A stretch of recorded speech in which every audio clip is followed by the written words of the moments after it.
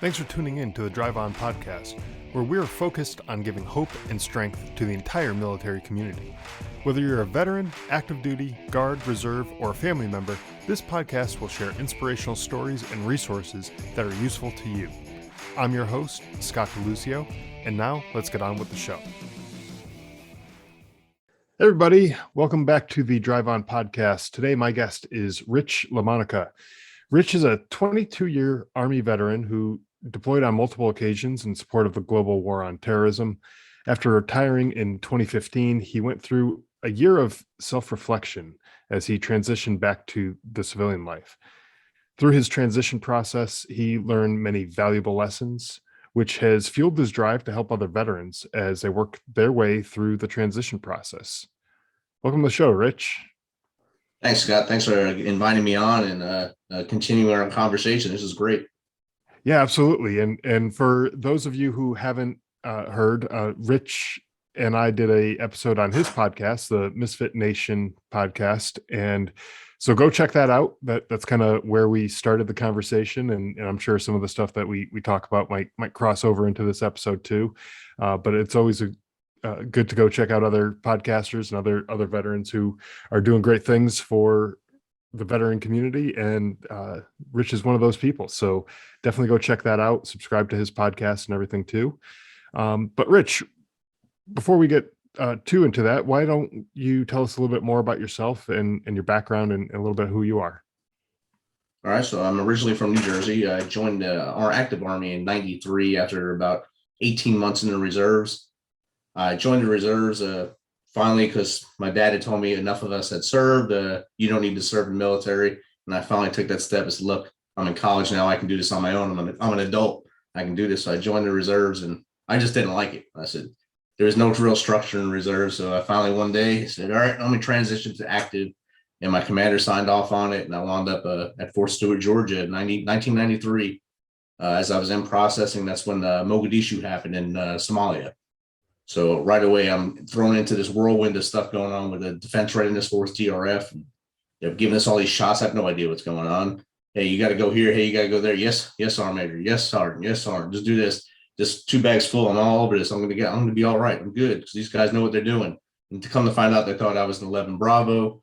They were putting me in line with all 11 Bravos, but I was a chemical guy. And then they found out, oh, you're not going. Come back. You're going to have to stay here and train a little bit before you go because these guys are already ready, obviously. So fast forward multiple times, went from Fort Stewart to Korea to Fort Campbell to Fort Riley to Alabama to Korea back to Campbell for 3 more years. And then I retired out of Fort Campbell, but really out of Aberdeen Proving Grounds in 2015, at which time I did about, like I told you, a year of self-reflection, 365 days exactly from the time I retired to the time I got a job. That's how long it took me to find someone that would say, hey, give this guy a chance. He's not looking for all this money that people say soldiers want. He just wants purpose. He wants to go out and do a job. So I worked for a veteran nonprofit for 2 years. The mission continues, basically mentoring other veterans as they went through that same transition nightmare for 6 months. It's called the fellowship program.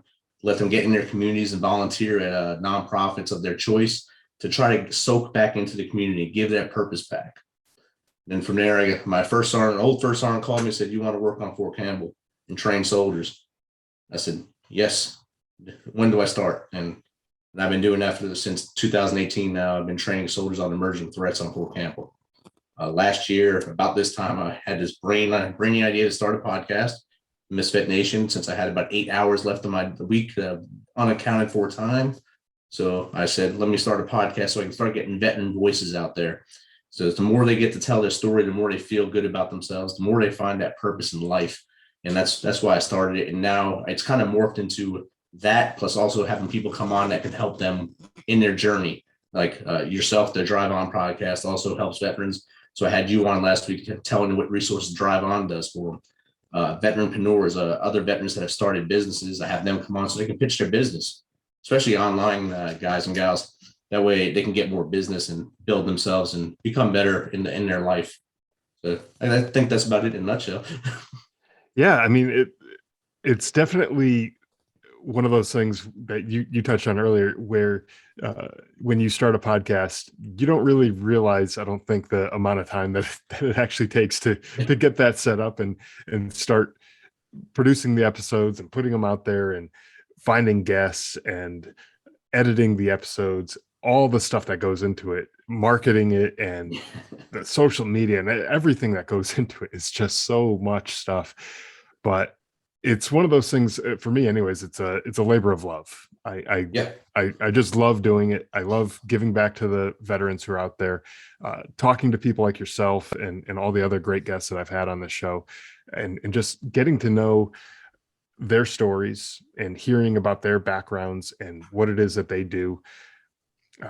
It just really is something that just brings me joy. It's something that I just truly enjoy doing. So, I'm glad that you started this, and you're also giving voices to those veterans who are out there, like you Yes. said, starting their businesses, just trying to make a name for themselves, trying to make their way after getting out into the civilian world and doing something with their lives. It's just Yeah. good to have people like you and this podcast out here to help those people who are trying to just get some attention on what it is that they're doing. Definitely. And also attention on what they went through. And because a lot Yeah. of them, they don't have a lot of people that they don't feel like they have people they can talk to. And especially if they're talking to myself or you, because we're both veterans, they're more likely to tell a lot more of their story to us than they will to a guy that has them sit on a couch at the VA or the local community mental health facility, because they feel more comfortable like they're at home with us, and they'll share things that you really don't want to hear, but you know they have to let it out. So just let it Yep. out. Tell us everything you got to tell us, and we'll get you out there. And then, like you said, the editing, it's been an uphill climb for me since I started this. I mean, I started with a Mac and used just my Mac headphones and the actual microphone. Then I went to a little disposal, like a little portable mic, and then I went to a toner mic. Now I have a Rode mic. I just keep moving up and up. So I have 4 mics now for one guy. That's one of the things when I started, I didn't realize all the equipment that goes into it.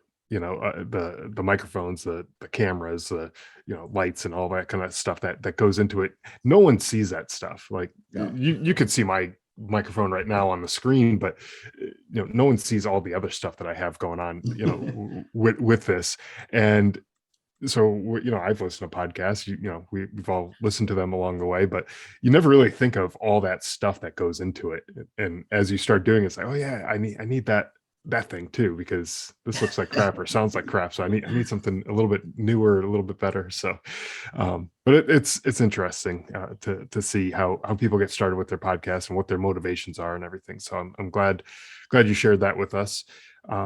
But let's talk a little bit more about your transition and what that 365-day period, what did that look like for you? How did that, what was going through your mind through that time period? Because obviously, you're sitting there, there's no work, there's no, whatever's going on with you.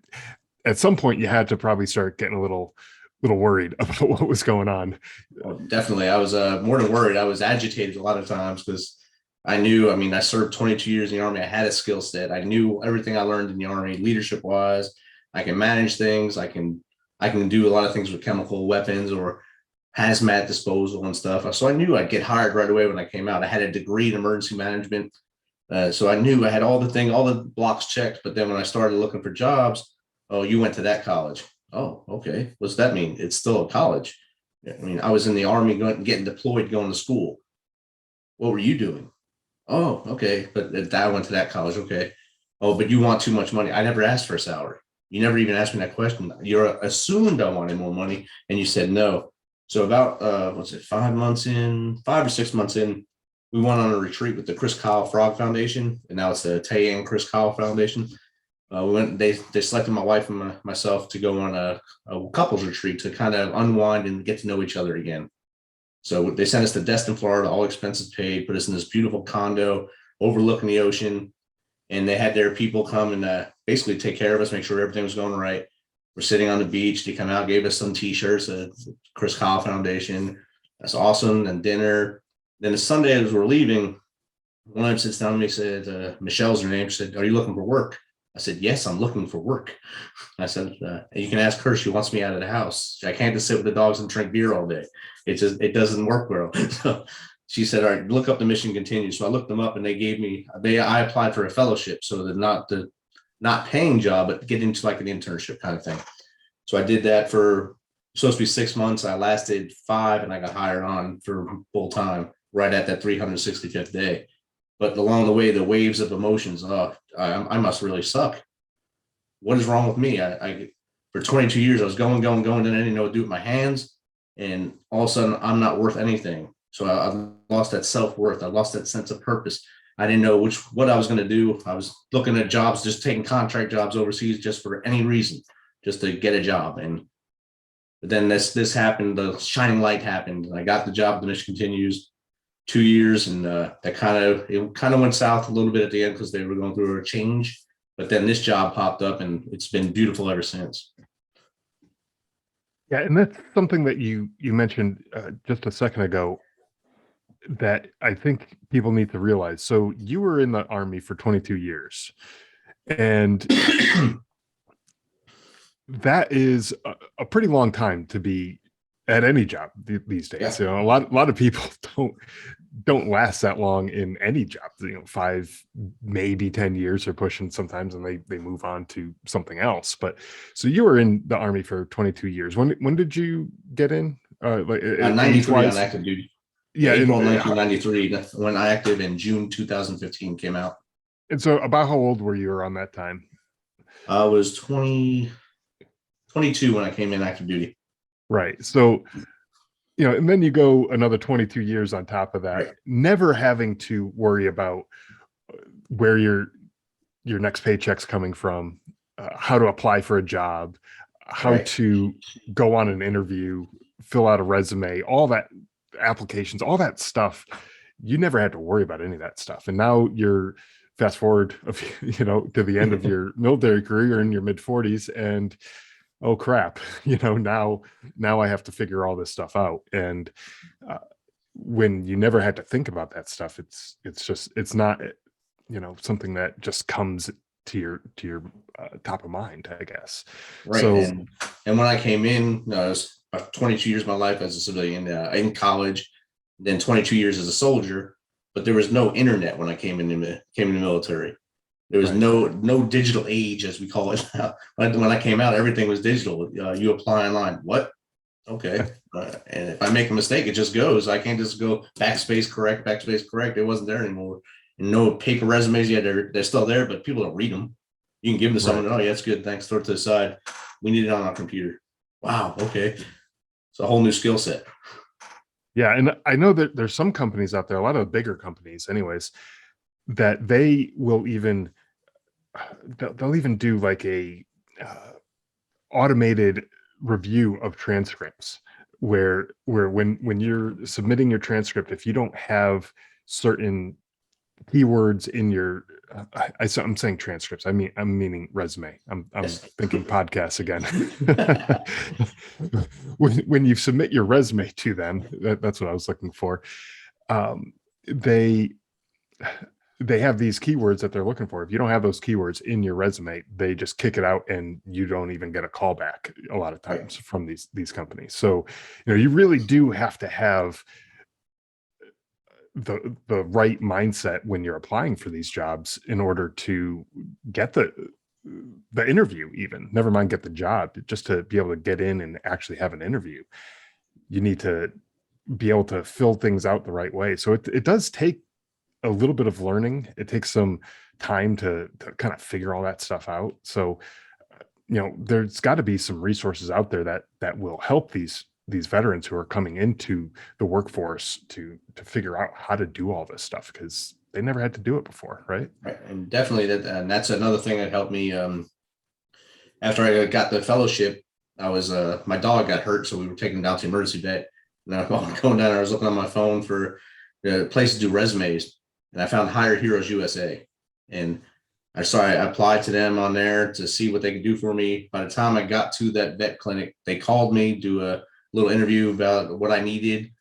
I sent them my my version of my resume, what I thought was a good resume. I sent that to them, and they sent me something back like 2 or 3 days later. I was like, wow, I'm pretty good. I would hire me right now. And once I got that resume, that's when I started getting bites. When they helped me with that resume, the bites started coming. And then they also do interview prep. They call you, do a mock interview with you. They provided me with a suit. They had a mentor meet me right before an interview up in DC. So we went through it, went to lunch, calmed me down, did all that. So a great organization. It really, really helped the transitioning veteran and their spouses. That's another great organization too. And I'm going to have links to these organizations that you mentioned so far in the show notes so that people can check those out. No sense in mentioning them and then not having information to help out people anyway. So we'll have all that in the show notes. But you mentioned earlier something about finding purpose or finding meaning with your life after service. And serving in the military is immensely meaningful to the people who've served. You're serving something way bigger than yourself. You're serving your country, and that has a lot of meaning and sense of purpose behind that. But after getting out, it's hard to find something that's quite as meaningful. Even if you find that dream job, sometimes it just isn't quite as meaningful as what you're doing in the military. So how did you go about finding that purpose after the military? How can other people maybe do the same? I think it was when I was doing my fellowship. I volunteered at the Red Cross, the local Red Cross. This is while I was in the military. The Red Cross sent me home twice from Korea for emergency leave. No questions asked. All they verified death and all that, but they sent me home from Korea. From time and notice to time getting back in the States was less than a day back in Korea. So I knew what they did for the soldiers. I knew what they did for my soldiers while we were deployed to get them home. And in case they had any messages they had to get to them, they got it to them. So I said, let me volunteer at the Red Cross to give back to them. So I learned the disaster side of it. I learned the marketing side, and helping people was just immensely purposeful for me. Getting out there and seeing their faces, going to change their fire alarms because some of them just taped over them because they made noise. So we'd go in and take them out and put new ones in. Oh, we didn't know you did that. Well, we do. And here you go. Now your house is kind of safe. Let's make a fire plan and get you out of here in case something does happen. You have a map how to get out of your house now. Oh, this is great. So you see the smiles light up, the kids are happy, and they're a little safer. That gives you that heartbeat that you had when you're on patrol with your guys. I'm doing something for a reason now. I'm not just here for me. I'm here for them. So that's where I started to find my sense of purpose again.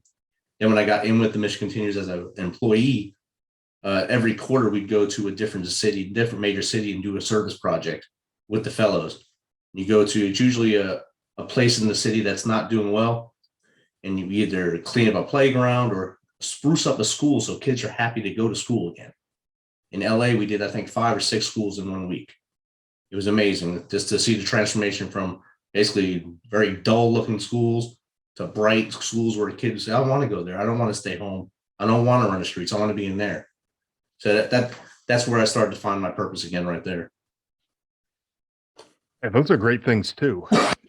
The Red Cross, I know that is definitely a very impactful organization when you have people, especially deployed overseas, getting those messages and things like that going back and forth. That's really important. They do other things too, not just for the military, but they do other things as well.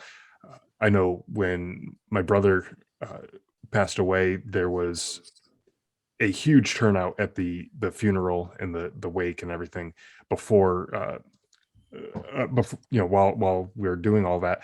And the Red Cross actually came out and passed out waters because it was a hot summer day and everything. They're out there helping the community, passing out water, because there probably would be people passing out and standing in line because there are just so many people who are coming out. And so they do a lot of great things like that. And so it's a really good organization. And then, like you said, those other service projects, that also is a way to find a sense of purpose, sense of meaning. Right. And I think when people are getting out of the military, they tend to focus on the job that they're trying to do, that next step. Where's the next paycheck coming from? But like you said, there's volunteer opportunities too that could be just as meaningful, if not more meaningful than some of the other things that they could be doing. So these these volunteer opportunities are a great way to give back. And there's plenty of other things that you can volunteer with. Just have to find something that is meaningful to you, that you're going to be willing to invest some of your time and efforts into, to give back to whatever cause it is. And there's plenty of places in every community, every city has nonprofits that are always begging for volunteers. Right. And like you said, it has to be something that's in your niche. That's something that you want to do. That's something that's that you really have a passion for. So if it's helping people through a disaster, like we just had these tornadoes come through here last weekend, just north of us, and the Red Cross is there. Team Rubicon's up there. All the people that just jump in their Jeeps and go up there with chainsaws. They're going there just to volunteer to help people. Do you want to do that? Do you want to get in there and help them? You can get in there. This is your choice. This is your chance right now to go help people. The Red Cross always looks at volunteers. That they want people to come in to learn the disaster prep, to be there in case before the emergency, so that when an emergency happens, they're trained and ready to be the calm voice when the emergency happens. Say, hey, Scott, we got these blankets for you. We'll take care of you and your family. Just stay calm. Have this hot coffee, hot Coke over your kids. We'll put you in the hotel for probably a month now, because we know this is pretty bad damage. And then we'll work on your plan after that. And that just gives you that, oh, there's someone here for me. They're here to help me. I'm going to be good. These are good people. And then you in turn will give back. Once you get off and come back and that spiral comes back up for you, how do you pay it forward? I'm going to volunteer with the Red Cross now. Or I'm going to volunteer with Team Rubicon, who came and rebuilt my mom's house after it flooded. They mucked it out, put all the drywall back up, and gave her a plan of action to make it better for the next flood. If there's another flood, how can she prepare better for that one? And that's how all these organizations kind of grow their own from inside. Once they help you, they know you're going to come help them, or at least a portion of the people they help will help them. Right. Yeah, you're not going to get everybody, but you're going to get some people who come back and want to give back because of how impactful and how great they were for them in their time of need. They're just going to want to give back that way. Give whatever they can. So when you talk with other veterans, what are some of the roadblocks that you find them hitting through their, whether it's their transition journey or other things in their life as they're getting back into the civilian world? Some of the ones that are transitioning, their expectations are a lot higher than they should be. So they get let down pretty quickly. So they hear all these stories of people, or they see people who have been out for a long time and are doing well, and they think that's going to happen to them the day they walk out the military. It doesn't happen like that. You know that, I know that, but it's just getting their aperture to say, hey, I have to aim small, miss small. Let me aim small, get in the door, prove my worth, and move up. Don't be the guy that comes in like a tornado and I'm the boss now. I'm here. I'm going to do this. I'm going to work 8 hours today. I'm going to get 100,000 things done, and you're going to look like crap. Don't do that, because then you're going to be pushed out. That doesn't work in the civilian world. You don't get awards for that in the civilian world. It's frowned upon to do more work than you're supposed to. You have a contract, you do X amount of work, and that's it. You stop. And that's the thing that roadblocks some of them. And then like some of the ones that wind up going down the tunnel of darkness, they lost that the adrenaline rush. Some of them, it's when you're overseas, you're on 24/7 all day long. You're on. And then you come home, what happens? I don't have that rush anymore. I have to do something to get that rush, get that adrenaline going back up again. So it's either do something extreme sports, or do something that's going to hurt myself somehow. Driving a truck into a tree, or shooting things that I shouldn't be shooting at, doing things like that, and winding up on a even bigger spiral until ultimately someone is lost in that case. So if we can talk them out of that spiral to say, look, the adrenaline will resolve itself after a while. You're going to get older, so you're going to make it. Just start doing other things, do things to help others, or do things to help yourself or your family. Pay attention to your family. Yeah, you're not deployed anymore. Be with them. You're not in the military anymore. Be with the people. Be present. Yeah, and I think being present is a hard thing to do, especially with what you're talking about with the adrenaline when you're coming back from a deployment, when you're always with the head on a swivel. You'd think that you would be more present in that that moment, because you're paying attention to things that are around you, but you're not paying attention to maybe your kid who wants to play, or your wife who wants to have a conversation. You're paying attention to is the house secure? Is, or if we're out in a crowded area, where are the threats coming from? What's going on here? That type of thing is what you're looking at, and you're not being present with the people who need you there. So who love you the most. yeah, exactly. So like you said, you go into a restaurant, you're looking for the way out, and you're looking for who might be the threatener. Your back's against the wall right away. You don't want to sit with your back to the door or back towards anyone. You're moving tables around so you can have your back to a wall, so you have some kind of barrier between you and whatever bad guy might be behind you. And that's all part of it. It's ingrained in anxiety after you deploy so many times, or trained so much that something bad will happen. It's ingrained in your heads that you got to protect the whole building now. I walk in. I mean, there's times I would, when I was during my 365 days, I'd clear my house. I'd take my dogs and we clear every room in the house just to stay focused, I guess, to keep my skill set right. That's right. You go first. I'm going right. You go left. Let's go do this. And my dog would look at me like I was a special ed kid, and I'd go in and do it. Yeah, and I'm not gonna lie, I've done that too, where I've gone through and I was like, let's just go through and clear it, or find something to do just to keep yourself sharp. And it's an okay thing to do, to have that mindset, but you have to be able to turn it off. Right. There has to be a part of you. The part of you is not going to change. You've learned how to be alert and aware of your surroundings and all that stuff, and that's great. But when you're sitting home in small town USA, you're not having to keep that same head on a swivel the way you do in downtown Baghdad or Kabul or wherever you happen to be. You don't have to have that same kind of mindset and attitude all the time. Now, if you happen to notice something that's out of the ordinary, that's something that is a threat, an actual threat, when that happens, then it's just a matter of turning that back on at that point when it's appropriate. But it's not something that you need to have on all the time. So that makes sense. And most times, like for most guys and gals, it'll turn on automatically. If a threat arises, that switch turns on, and then they're not present anyway. They're just they tell their family to get down, and they're doing what they got to do to help others in the moment. So that switch can turn on and off. We know it can turn on and off. It's just you need to learn to turn it off, or at least turn it down a little bit, so you can be there, eat your quesadilla, and have a good time. I mean, quesadillas are always a good time. So they are. See, that's why I brought it up. Yeah. And when people are in this process where they're learning how to deal with civilian life, they're going to have good and bad days, right?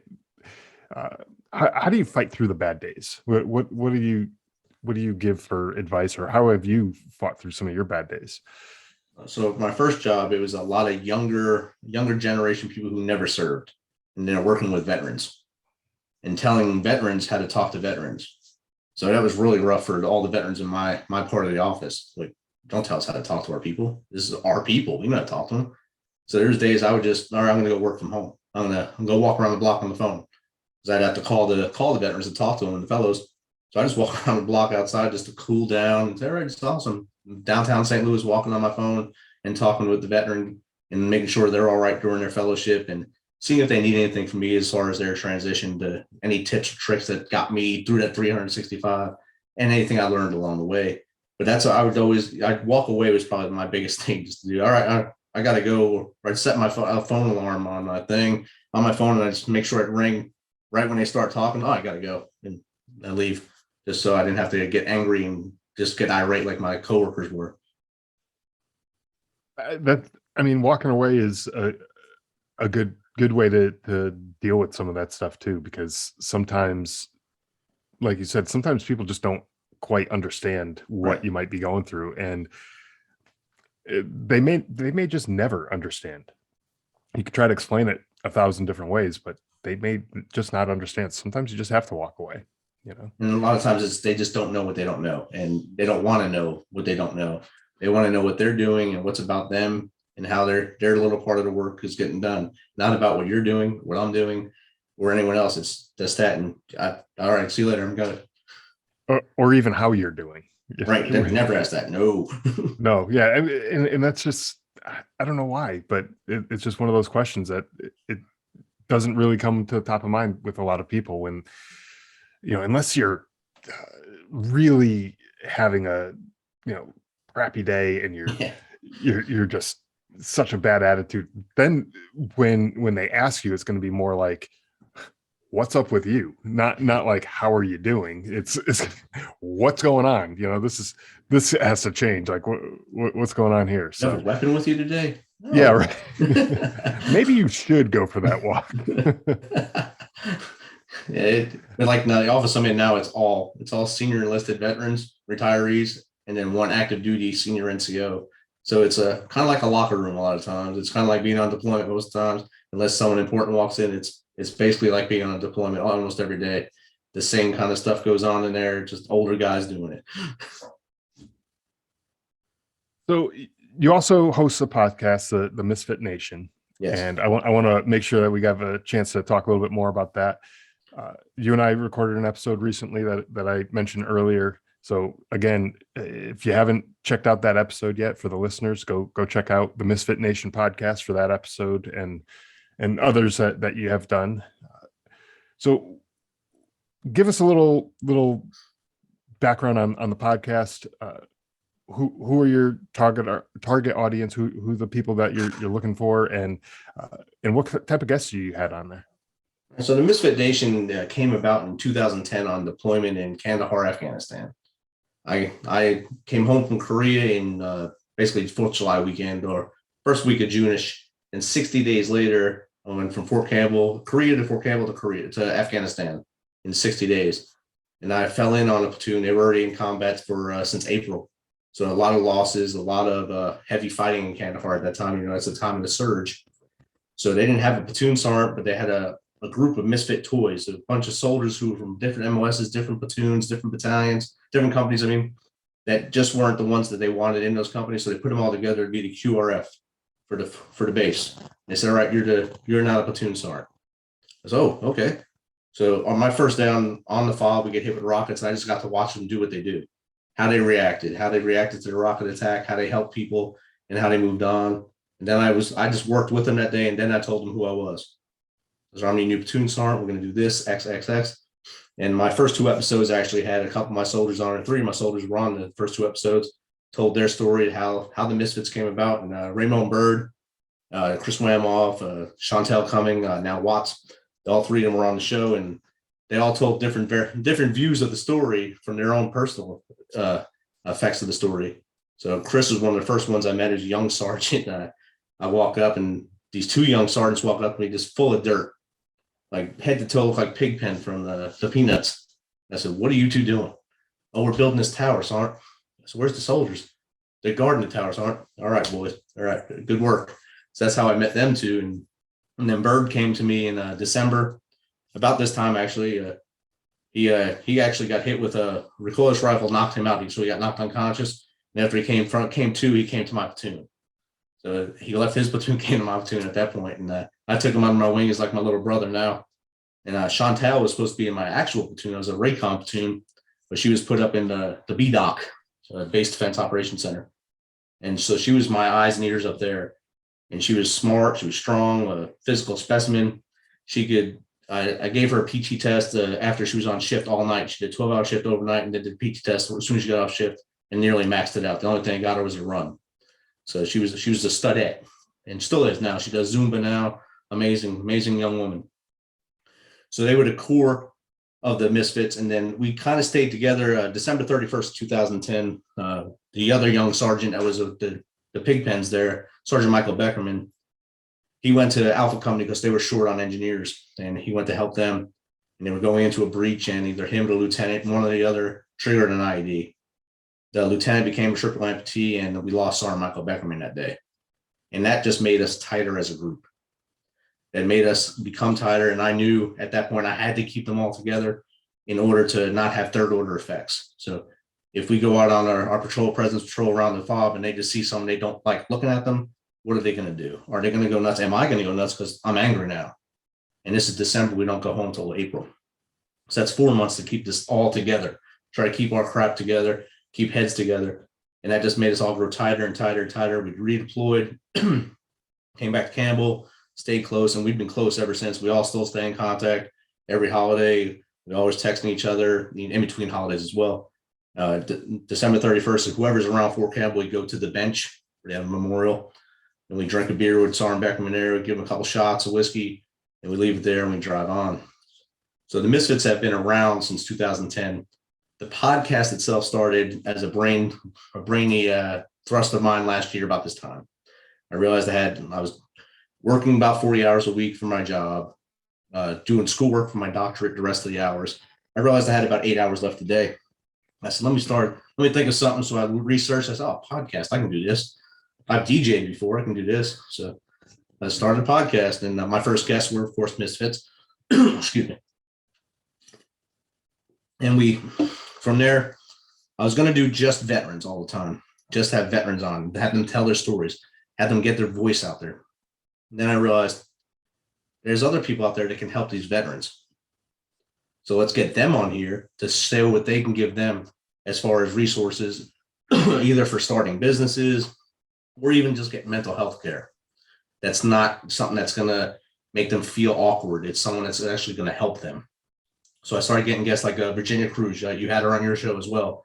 Great advocate for mental health, and she's pretty hard as nails. She'll tell them what's on her mind and let them know they're all right and get them on and go.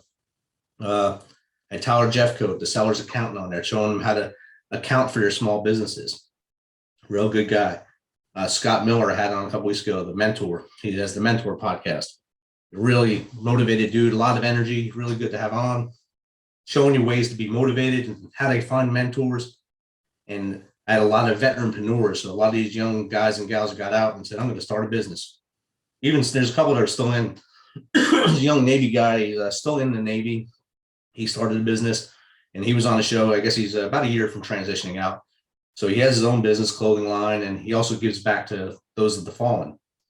He gives things to the fallen family. So he does a lot of good things. So along the way, I've transitioned from just veterans to trying to get a hodgepodge of guests that can help veterans, but always put the veteran first. Like if you wrote me today, saying I want to come on your show, you get bumped to the top of the order, but you're a veteran. If you're a person that has a veteran nonprofit that's going to help a veteran and I research it, and you're coming up there pretty close as well. Then everyone else I kind of tier after. So yeah, you're pretty good to be on the show. So the mission is to keep the veteran story going. I like to, if they're telling their story, it's getting out of them, they feel better. And you know that as well as I do. The more you tell your story, the better you are. If they're starting their business, they need that leg up. Come on here. Get your voice out. Tell us what your story is. Give me your business pitch. Give me your 30-second elevator speech, and then we'll get it out there. Yeah, that's a great service to have for the veterans who need to talk and don't have somebody in their lives that they can talk to and feel comfortable with talking. So coming on and just chatting with another veteran and having that conversation really, really helps, One thing you mentioned before when you were talking about the soldiers that you were with who came on and gave their point of view from the different their different points of view from the various events that took place. It's something that I've noticed over time, that two people can experience the same exact situation and have completely different perspectives on what took place from that event. And it's really interesting to me to hear the different sides of things. And I think that's another thing that podcasts like yours and mine are doing well, because we're allowing those people to come on and give their point of view, their perspective of whatever they experienced. Now, there might be someone else who they served with and they experienced the same thing. They were in the same firefight or they're on the same deployment, but their perspective was different because they didn't see things the same way. They didn't feel things or whatever the senses that were involved. or even if they saw exactly the same thing, maybe it just affected them differently, and so they retained it differently. And it's just interesting to hear the varying degrees of the perspectives that are out there from different people. And that's something you see like when they do awards, like a Medal of Honor. Like there's 3 guys got the Medal of Honor today. Yeah. All the stories that went into getting, they had to interview everyone that was in the area at the time. So just imagine if they went to a whole platoon for a Sergeant Cash. He finally got his from 2003, I think, or 2004. His platoon probably got interviewed multiple times for this. Say 7 guys. Each one of them was at a different angle of the attack. What happened that day? Well, I was here and I seen the guy shooting from the northeast. And then the guy to his left, I seen him shooting from the southeast. Well, that'd be behind you. Well, yeah, because I was in front of him. Oh, okay. So you get the different aspects of the story, and that's how they got to bring all that together in order to get the narrative for what that soldier, that hero did. So just imagine that guy has to compile that, or the gal, the officer has to sit there and read through that, or listen to the transcript. Wow, this is a great battle. We just making a movie, and that's usually what happens. Well, especially with things like that, where the events of that day, especially the one that you're talking about there, definitely pretty incredible. So anyone who hasn't heard about that, go check out the Medal of Honor citation, and there's plenty of articles out there that talk about what he had done and everything. I can't believe that someone would go through that and do that for their fellow soldiers. I can't believe it took this long for it to be awarded to him. Well, that too, that to me just blows my mind. Why did it even take It should have been more immediate. than why did it take more than whatever that initial investigation process? Why did it take Right. any longer than that? Because to me, it just seems clear cut after that. But that's above my pay grade, I guess. way Yeah. way above us. And the Outpost is another one. Roma Shaw and Carter. Yeah. That movie, the book is way better than the movie, like usually. But I mean, the movie brings to light just a lot of the chaos that goes on during a battle. Yeah. So you see, just in the movie, so if someone has never been in war, never been in the military, they see everything that's going on just in one shot of that movie. You're like, oh my, how do these dudes do this on a daily basis? And that's what these soldiers and sailors, Marines, they go through all the time. And they got to come out and write down what they've seen. And sometimes they don't even know what they've seen. I don't know what happened, but I'm going to write down what I think happened. Yeah, the reports that come out afterwards, and they have to do these reports all the time. Right. Anytime that there's incidents like that, they have to do these types of reports. And the last thing you're thinking about when you're in a firefight is, what am I going to put down in this report? Nobody's thinking that. It's just relying on your memory from after the fact, and you don't always have the best recollection of what took place. But that's why they have to interview everybody who was there, so you can take all those pieces, piece it together, and try to get some semblance of what actually happened. It becomes like a puzzle at that point, and not like you said, we're not just going to come out with a voice recorder during the battle. Loading second magazine. All right. Right. On ammo and then go through the fight. You're not going to do that. I mean, if you are, I mean, good on you. I guess if you have a pocket recorder with you and you're going on patrol, awesome. You're above me, so that's great. But no one does. Yeah, on occasion you might have somebody who had a helmet cam or something like that, where they're actually recording what's taking place. But again, that's just from their perspective. That's not showing the whole situation. That's pretty much just what they're seeing.